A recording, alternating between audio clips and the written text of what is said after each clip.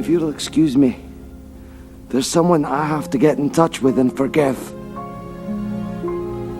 Myself. Oh, God. Sorry, I farted.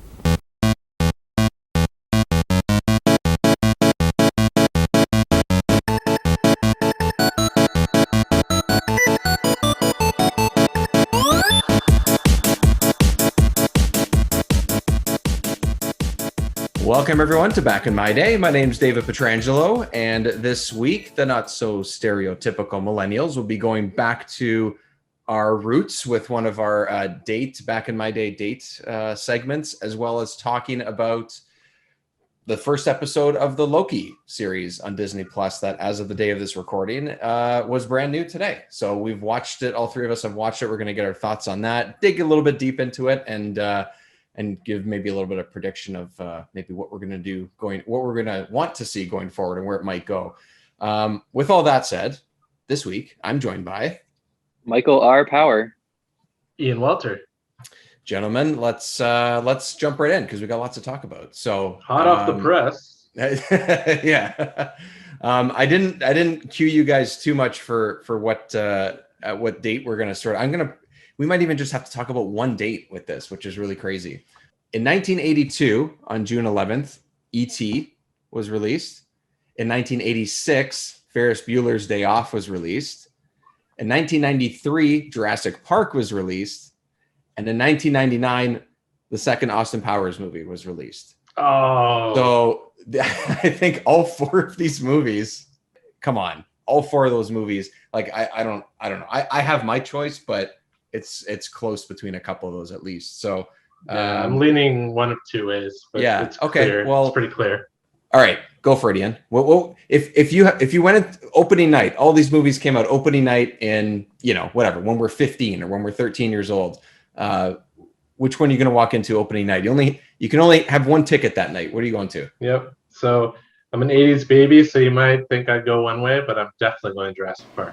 You stood on the shoulders of geniuses to accomplish something as fast as you could, and before you even knew what you had, you patented it and packaged it and slapped it on a plastic lunchbox, and now you're selling it. You want to sell it. Well, I don't think you're giving us our due credit.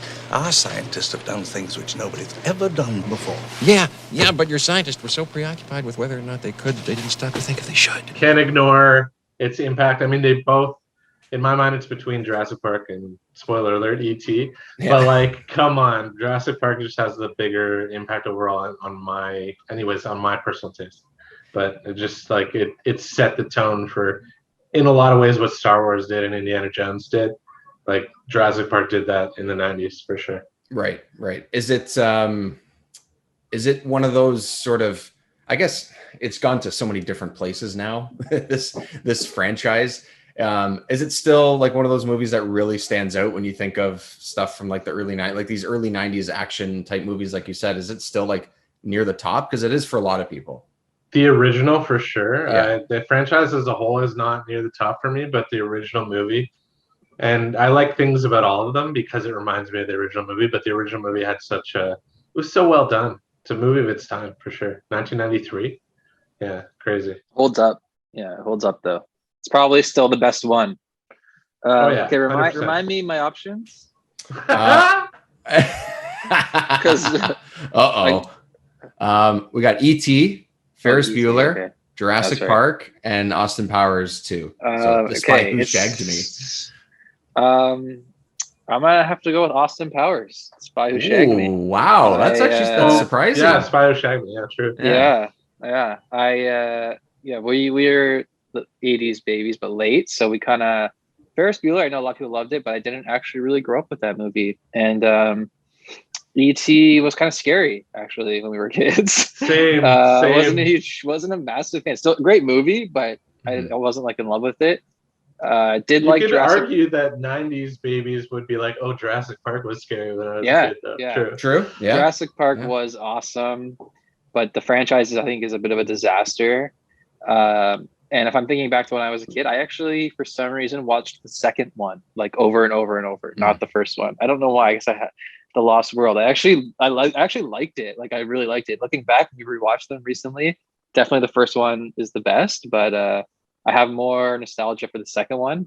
Second one's actually really good. I think there's a lot of good scenes in that one. Yeah, a lot of good set pieces. That franchise the franchise didn't fall off like a huge cliff. It was like 1, 2, and then they kind of lost their footing after that. Yeah, I think 3 was the disaster, and then from there it's just been downhill basically. Yeah, in the last couple, Austin Powers, I love those first 2 movies. They were like, we were the perfect age for those movies. That second one, I could almost recite that whole movie. It's so funny. So for me, my favorite. Will Ferrell's reprisal in Spider Shag Me finished me. Like that was like oh god. That movie is just it's too good, and it's the introduction to Fat Bastard and everything. Like it's just it's too good, man. It's actually one of the best comedies I think of the 90s. So yeah, I would go with that. I know Jurassic Park, one of the best movies of the 90s, but just to be a little different, I'll pick that Austin Powers. I actually did have more love for it too. So on the Austin Powers note, if I could just say 93, I think was the year of So I Married an Axe Murderer, which I prefer to Austin Powers. And the same year as Jurassic Park, but it's also like setting up like the Fat Bastard stuff. That's my love for Fat Bastard is because of So I Married. It's because of that. Yeah, that movie's great too. Scottish humor. Yeah. I'm unoriginal, but this is it's not even a contest to me. It's Jurassic Park every single day. Yeah. It's one of my favorite movies ever. So it's, I agree. I think the second one's still pretty good, Mike. I still like it. And I watched it just a couple years ago. I was like, oh yeah, this is better than I was giving it credit for whatever reason. And then, the first one honestly is like you said earlier, briefly, it really holds up. Like, I can't believe how much it does. It's crazy. It's just crazy. I mean, they did such a good job with the animatronics and what little CG they were able to even do. The dinosaurs feel more alive in that one than they do in the new ones, which is crazy to think about. But the raptors are more terrifying. They feel more threatening. You know, it feels like they're alive more than the CG that they use now. I think, both of you said, it's the mixture of animatronic and CG that really brings it home and makes them more realistic in my mind than the later like Jurassic World. Yeah, for sure. And I think it's almost a little bit like they almost get a little too carried away maybe with the new ones. Like everything's even more bombastic. It's sort of like it's like movies where they always have to save the world. Well, no, you don't. You can just sort of save the city. Like, why does it have to be every dinosaur goes crazy and tries to kill people? Why can't it just be the park and it's a couple of dinosaurs and you sort of have these sort of tense, freaky moments with in different parts of the park? And sure, there's lots of action in it and stuff, but like the raptor scene when they're in the cafeteria and stuff, like that's a tense scene. It's not really huge and flashy action, and that's why it works, I think.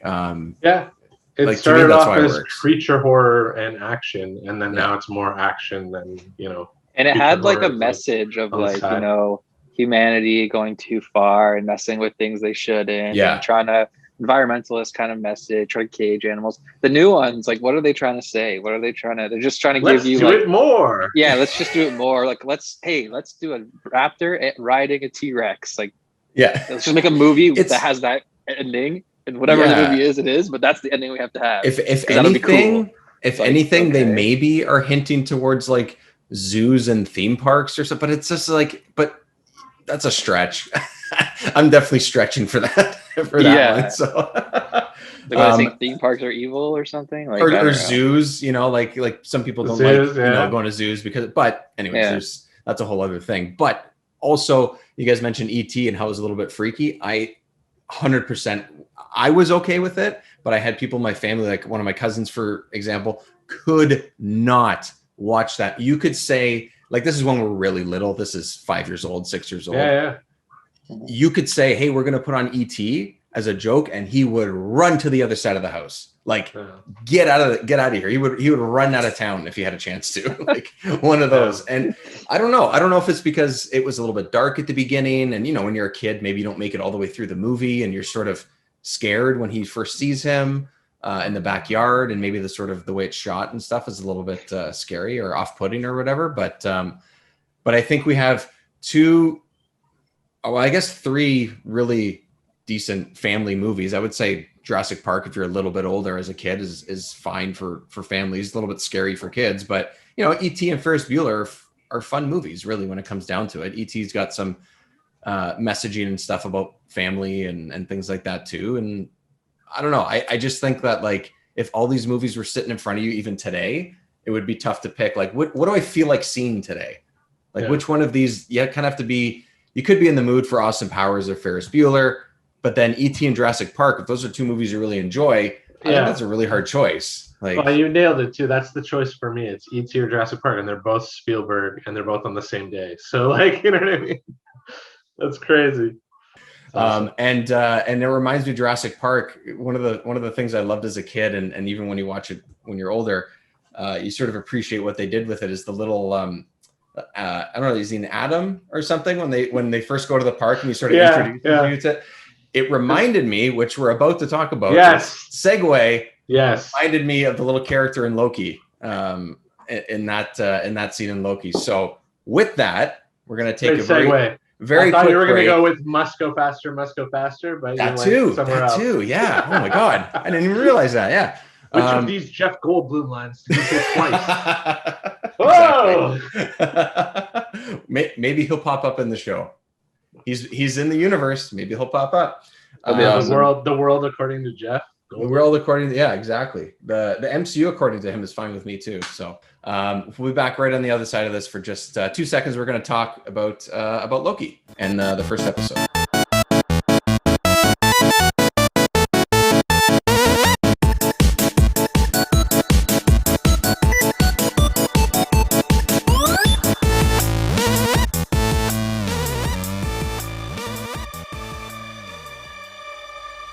You're taking me somewhere to kill me.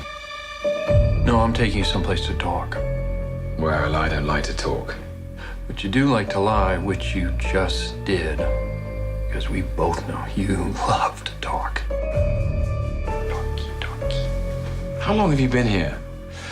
I don't know, it's hard to say. Time passes differently here in the TVA. What does that mean? You'll catch up. Okay, welcome back, Mike, Ian. We have a 40-ish minute intro to the Loki series for the first episode. I'm not sure how many episodes it's supposed to be, if they announce it or not, but I'm fine to be surprised. I don't care if it's 3. I think it's around 6 to 8. I would think so too, but we'll see. They kind of all are. That doesn't matter. I mean, either way, we're going to sit here and probably watch them. So, so let's just get right into it. You guys are the massive MCU and Marvel guys out of the three of us. Not that I don't enjoy them. I definitely do. But you're more relevant to this conversation than we are at this point. I'm more relevant? I don't know about that. You are. I know less. For that. But I know less, right? Like I know less of the lore and the background and stuff. So I'm actually learning a lot watching these shows, even more so than the movies, because I think they get really in depth. And like we've talked about with the other shows, they're really character driven and all that, which we really enjoy. So I'll just tease ahead to I thought about you while I watched the show. If that's baby. Hello. Okay, well we're gonna save that for last. Mike, quick thoughts just overall, and then we'll sort of break down some points after that. What'd you think? Yeah, I love Loki. I love the MCU. I'm a sucker for this. I was all into it, but I'm not as hyped up as you might think I am. I think this show, actually, Loki, is probably one of the least original things I've seen from the Marvel TV. The idea behind the show being that Loki steals the Tesseract in Avengers Endgame, and then we follow that Loki on a different time stream, and it involves like time police and people trying to maintain proper timeline. And that's just a thing, an idea. Like the fact that there's time police trying to maintain one timeline, that's been done like a lot in science fiction. I've seen it like Time Cop, Umbrella Academy, the comic book, like Rick and Morty. Like I've seen it a lot of places, and it's always a very similar story. And it's like, oh, the time police kill the people who disrupt time and make time branches, and then in the end, the time police are the bad guys because they're the ones eliminating free will, right? So if this is where the show is going, then to be honest, I'm not really that excited. I'd rather see something new and different. But I do like what they're doing here. I do like them, I do like the polish of the show, of the MCU show. I do like them exploring Loki deeper as a character, and I do think it looks good. I think all the actors are good. I think it sets up a decent mystery where it sets up who's the person that's of going against the time cops. I guess there's someone like messing with them, but I also think it doesn't quite compute with the fact that there's these time police maintaining a timeline. Also very confused me a lot, and doesn't seem to compute and jive with what we saw in Endgame, where there's like different time streams, because we know that like Steve Rogers went back and lived with Peggy Carter in a different timeline, I thought. And we know that Thanos from the past jumped forward. So that must be a Thanos from a different timeline. Yet in this, they're saying there's only one time stream that's maintained. Yeah, so it's all very that. confusing. That's a good point. I never So thought of that, I'm like, is this going to like, and I do have this feeling that the MCU is getting so big. There's so many movies and shows that it's kind of getting unruly, and sort of the rules and the physics of it.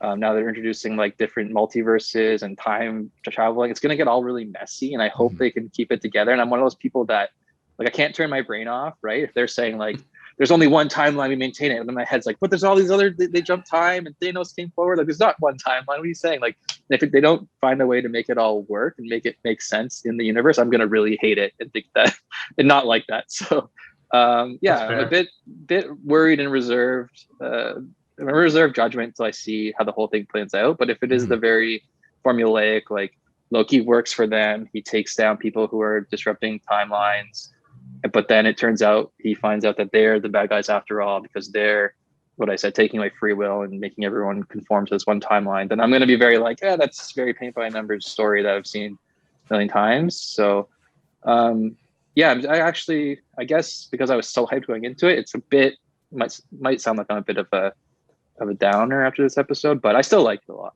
I'm still in for the ride. Deflating a little bit, maybe? Yeah, deflating a little bit, but I'm still in for the ride. I still want to see. I still think it had a good cliffhanger at the end, so I still think it's done very well. I still like all the connections and just seeing deeper exploration of the MCU. So yeah, I'm in, but those are my sort of worries and thoughts about it. Right. No, that's fair. Yeah. This was the one that I was one of the ones I was more excited for. One, because like we've said before, especially in the last, like, I don't know, even in the last couple months when we've talked about MCU in general, how much we just love him as Loki. And it's just a way for us to get more of that. And I'm all for it, honestly, because, I get how it works in the movies and the actual, like, with his character, he's not the main guy. That's totally fine.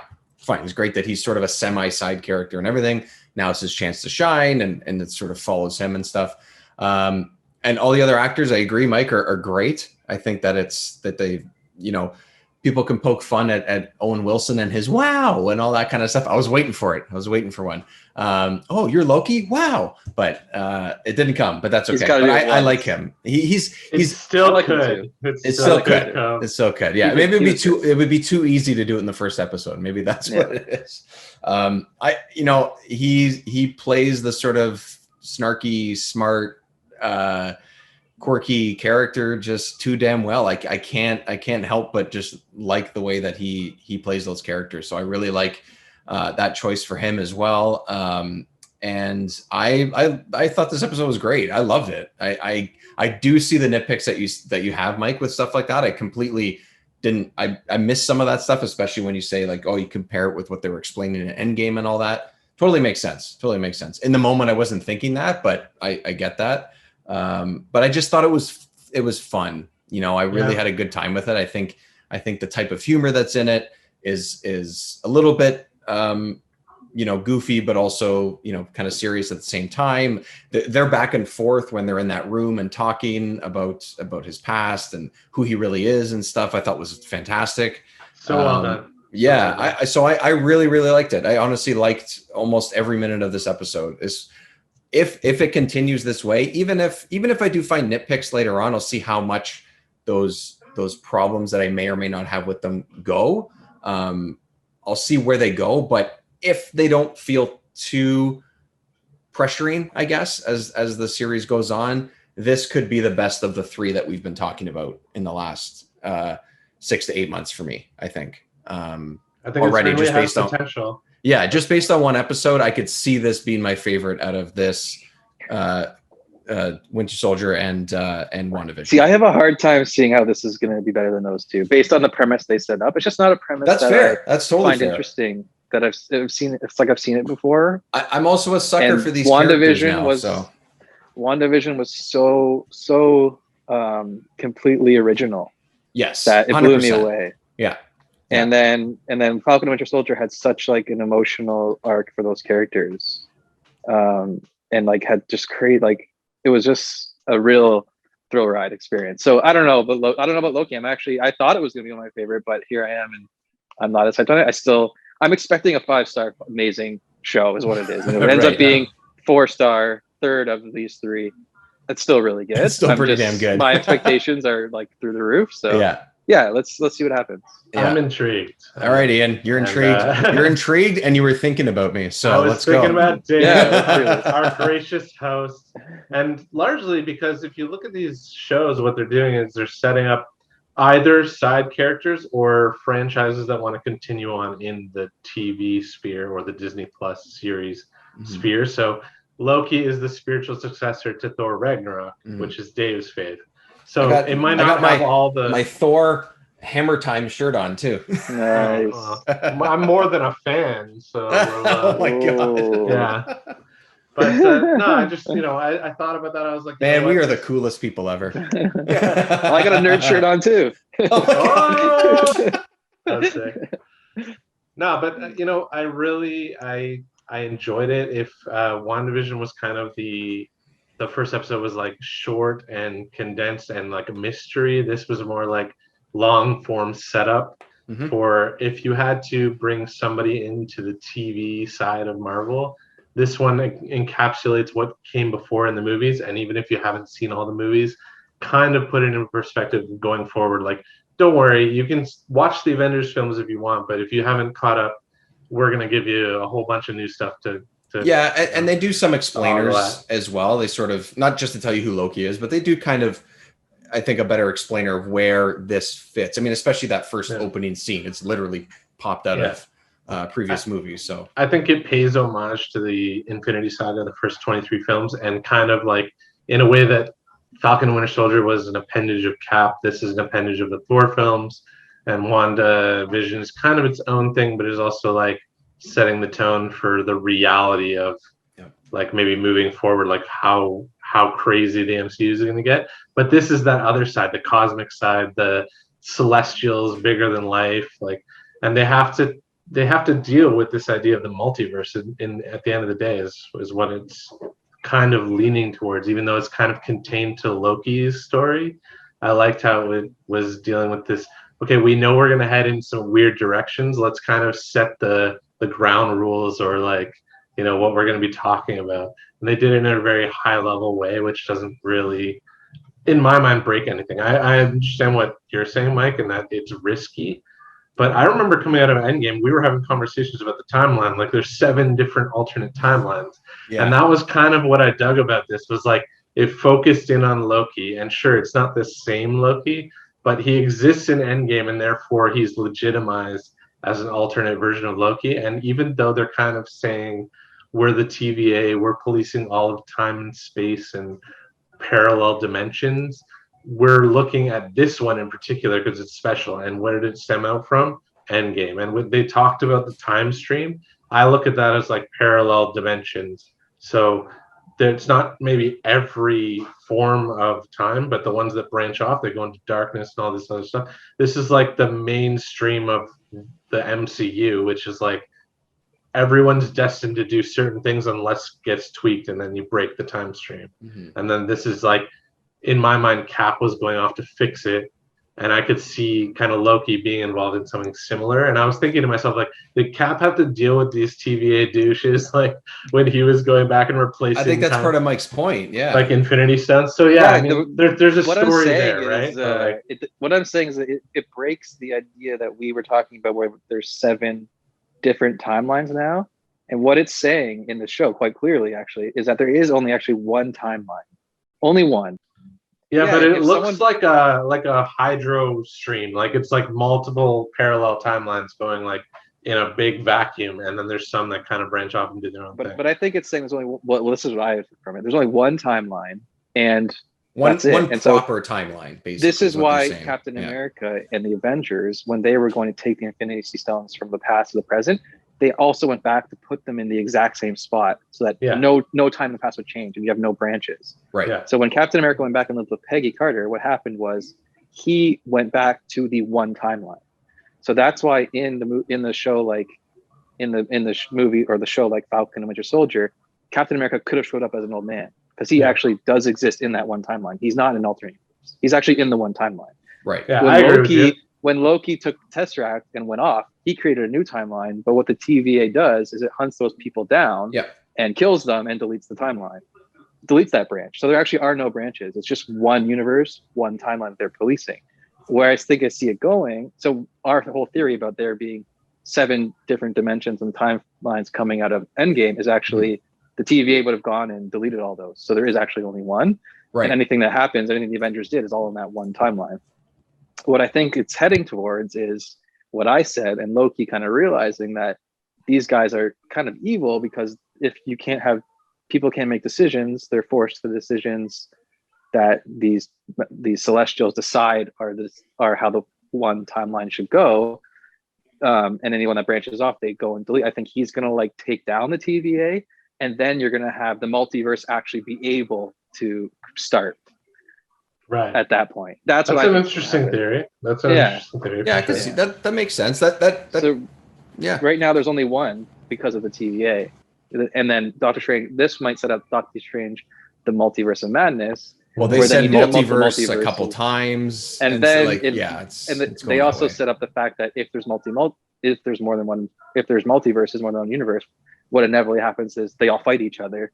So then that could set up possibly the next Avengers movies where they're fighting maybe Avengers from different multiverses or something like that, right? And then they have to combine back into one. I don't know. That's just I'm thinking way like that. No, it's good to think ahead because you want to know where it's headed, right? But like, I'm along for the ride right now. I was enjoying the humor and everything that we were presented with in this one. And I love the humor in it. It was great. They took an angle with like, how do we approach these high level sort of cosmic concepts or these like out of world experiences, and how do we portray that on the screen? I thought they made a good choice with the whole like bureaucracy of it all. But at the same time, like I could see it being such an extreme portrayal that they only need to tap into it when it's something that fits within the story. They don't need to say how like the TVA is affected by every other faction within the MCU. I think it's just like, this is Loki's ride. This is like, this is specifically 2012 Loki on an alternate timeline.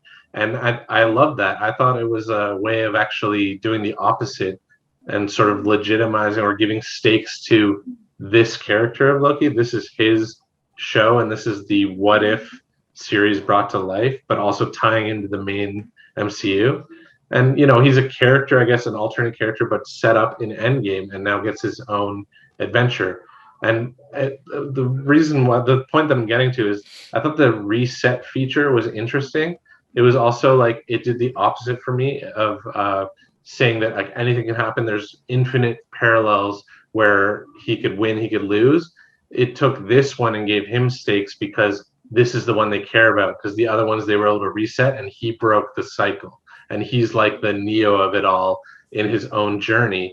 And I'll get to that with all the visuals and the themes. I didn't know if you wanted to do like a a breakdown of the episode or just how we thought of it as a I whole? think I mean, we can go scene by scene kind of thing, but one of the reasons why I really enjoyed it was the setup of that first 15 minutes of him going in. And, we saw a lot of it in the trailer, and I think we all kind of enjoyed what the trailer It was gave a us great representation of what the trailer was. Like, it gave us exactly what we were. Yeah, exactly. Told, but it took snippets of them in the elevator, him signing the paper. Like, I really liked that. And then I teased earlier where I said that the little Atom guy in Jurassic Park reminded me of Miss Minutes, which is the video that explained everything, sort of showed the multiverses and all the sort of description that we're talking about of how the timelines work and stuff. I thought that was great. I thought it was funny that it goes back to him and he goes, like, what, are you kidding me? Like, I like that, how it's such a info dump, and then you could be him going like, what, this is bullshit, what the hell are you talking about? Like, I liked his attitude, and I liked how we spent the episode sort of watching him be at least somewhat convinced that he can't do anything about this. Like, I like that. It was just a playing with his mind, playing with his personality really the whole time, and exploring that a little bit. So that's the stuff that stands out to me, is that first 15 minutes, the scene with them sitting down and talking about who he really is, and showing where his timeline was supposed to go with his mother. It toyed with his nature, right? Like, if nothing's disturbed, this is what you are. Like, this is kind of like I thought that was interesting. So those are standouts for me. I don't know. So what would you want to mention then, Ian? Like, what more specifically? Well, I just think that with Loki in particular, like, he's the guy that gets to go on these adventures now in this series. We'll see where it goes, but it'll give you like alt takes on the MCU, like, but in a more permanent, not maybe semi-permanent, like, circumstance where we could see like these things come back into play as the MCU evolves. But essentially what I'm saying is, he gets to go, he's like, I put it like this, okay? 2014 Thanos is one of my favorite characters in Endgame, and he's like a complete, like, he's after the fact. He's not like the Thanos that they took out. It's like they touched his existence and brought him into theirs, and therefore made him imminent and real. You know what I mean? They legitimized his presence by getting involved with him, and that's the same thing that we're getting from Loki. Is that like he's fringe, but he's now he's involved in the main timeline of the MCU because he was like an offshoot, and that's like it still kind of gives him stakes, if that makes sense. He's not just like one of a million different Lokis. It's like, and then it comes into play at the end of the episode where there's another version of Loki that is also now going to get entangled up in all this craziness. Yeah. So my thing with it is like, he says, "Oh, I'm a villain." He feels kind of defeated. He's sitting there on the step. He's like, "Yeah, I'm a villain." And they're trying to, I guess, use his mischievous ways, as they keep saying in the episode, and turn him into sort of a bit of a hero. I don't know if hero is the right way to say it, but sort of spin him that way. I like that. I like that he's sort of an in-between, that he is selfish and everything. But well, he's got to go on his own hero's journey, which is actually what I'm coming around to in a long form, roundabout kind of way. But it's really like when the episode opens up, he's lying there. He gets shot into the Mongolian desert, is it? Yeah. So he's lying there in the sand, and that's like, okay, we're back in Iron Man 2008. This is like, that's what I thought too. This is the start of his journey, and then it kind of goes, and it pays homage to the Avengers where he was, but even with things like not being able to perform, like that's straight out of his role in Avengers too. So there are things where it's like, okay, we're going through the beats of just the thematic beats, like, we're going to pay homage to the original 23 films, but now it's his journey and he's going to have an arc. It's one episode, but it's setting up so much potential, I think, in my mind. Yeah. Like, it's just one episode and it's just touching on so many different things. And yes, it could be very risky, but I think they just stick to the fact that it's like, they lean into it and it's like, this is his experience and it's all rooted in his character. And I think Tom Hiddleston's amazing. So. Yeah, no doubt. Yeah, for sure. I guess we just have to sort of wait and see where it goes. We have now we have this to watch. We have MODOK to watch as well, you know, which I think we've all sort of enjoyed so far. We'll get to that, I think, as the series wraps. Maybe we'll touch on it. But Mike, you've really liked it too, right? Yeah, I have. Yeah, and let's do a series review of Loki when it ends too, because I really want to see if I'm let down or if it meets the expectations. Yeah, it gives you a lot to talk about. That's the one thing that it does. You know, it is sort of ambitious in that way, where it does risk making a lot of the things that came before it not make sense. But I do trust Kevin Feige, and I do believe that they think about these things, and like the universe of the MCU way more than anybody else does, and they wouldn't do something that like fundamentally broke what came before it. They've proven that they can pull it off. Yeah. And yeah, what I'm saying about the whole like how I predicted ending, I'm saying that because I hope it doesn't go that way, and I hope they do something unique and different. Right. And I think they will. So I'm just saying, if it does end up being, you know, how I said, where it's like they're the bad guys and he has to defeat them, then I'll probably be a bit let down. It depends how the ride is. But, you know, if it's something totally out of left field, something new, they bring something totally new to the table, I'll be really happy with that. It could be something in between too, you know, like there could be a hint of that or that could be there, but also there's another surprise in there that's sort of, you're like, oh, wow, at least they did something different while also doing something that we've seen before. You know, I think that's, you know, maybe it's not, you know, 100% what we might want to see, but, you know, like you said, if the ride is still good, then, hey, you know, you can't really complain all that much. Like you said, what's the difference between a 4 or 4.5 star show to a 5? Like really nitpicks. Yeah, exactly. And what Mike's saying is interesting, like, you know, going to what it's all leading to and who's the antagonist of it all.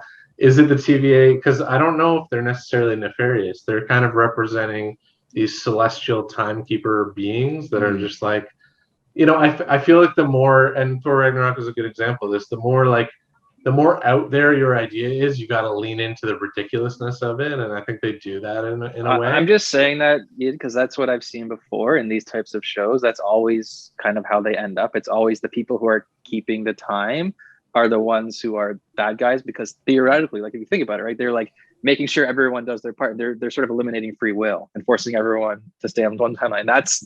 Which is evil in itself. They might not even realize, but so that's how these stories go. And I'm wondering if it's going that way, if it's doing something new, right?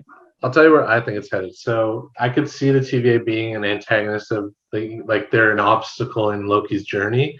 But I think the end, we saw it at the end of the first episode, like he's going to be faced with an alt version of himself, a variant that is ultimately probably better at their job. And I'm thinking it's a woman. Okay. So I think it's a woman version of Loki that is actually menacing, and it's his job, because if you think about Iron Man, what is his adversary? It's that evil version of yourself, Ironmonger. It's the what could you become, and you have to overcome it. So I think if we're gonna really try and redeem Loki, which is an interesting concept, we always talk about like how do you redeem someone and how do they atone for all that crazy bad evil stuff that they did.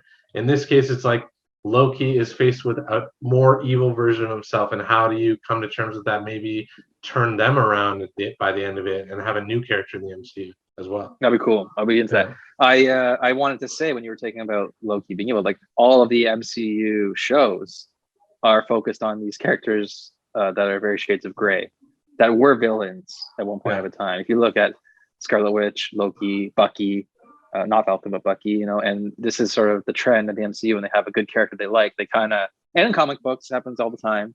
So I'm very used to it, but it's kind of like, it's a cool character and they don't want to let them go. And they kind of start as a villain agent, and US agent, starting with US agent, right? So that's the trend. And it's kind of, I kind of like it, you know, because like people are shades of gray and people aren't, you know, you have your righteous characters and your Captain Americans and stuff, but then you also have your shade of gray characters. So I like the mix of them. So yeah, I'm happy to see that what they're doing with Loki, and like happy he got his own series, and they're kind of like he can't stay a villain forever also, right? The characters, if you're gonna keep them around, they need to progress, they need to grow. So like that's a way to keep him along. My thoughts for the series are they're literally gonna kind of tap into a winning formula. Like look at Mandalorian. maybe they have Monster of the Week stuff, but they kind of have this underlying overarching multiverse storyline that it's going to tap into each installment of like where he goes next kind of thing. Yeah. And it's just going to evolve from there, and then we're going to get the final showdown, which I think is going to be against himself. I like that thought. I'm also thinking like what other characters are going to show up, and I really having a hard time coming up with people. I haven't read a Loki comic where this was sort of the storyline, and so like interested to see who's going to show up. And I always like paying attention to that kind of stuff, you know. And I think a few characters will show up, obviously. So I want to see some Scarlett Johansson, some Black Widow material. Why not? Imagine, like, think of the potential. Anyone could show up. Anthony Hopkins could show up as Odin, and Chris Hemsworth could show up, and Taika Waititi. Like they did do that thing though. To play with, right? So they did do that thing though, where they're like, we're very clearly like a series that is not like the MCU budget, and we're not going to show Thor and Heimdall. We're just going to reference them like in that way. Yeah. You know what I mean? But they could for a scene or for you know what I mean, like someone. It could be. That's what I'm saying. Interesting. It could be. No, you're right though. That's the sky's the limit. They can do anything. Right? Yeah. So funny. Yeah, I really thought they had a great start. Let's say. Yes. Yeah. I think we all kind of like that. It's just now different degrees of where we might want it to go, or maybe we might expect it to go and stuff. So that's perfect. We're gonna. I think, Mike, like you said, this is actually the perfect show to review at the end or go back and sort of break down, because just like it was with WandaVision, I think this could be very close to that for sure, for that reason. So until that time, Mike, where's everyone following our stuff, following us and all that? Yeah, Day Back In. So Day Back In on social media, Twitter, Instagram, and TikTok now, actually. And the podcast is called Back in My Day. Find it on your podcast app of choice. Man, Mike, we're so cool. Guys, we're so cool. Come on. Like all the cool kids are doing it, so we just had to, right? Is it good? Engagement. Living our best lives. Yeah, exactly. You're gonna debate that a Loki show is good or bad, like exactly. It's obviously good. It's just different degrees of good. That's it. All right, gents. Thanks so much. We'll catch up in a bit, and thanks everyone for listening.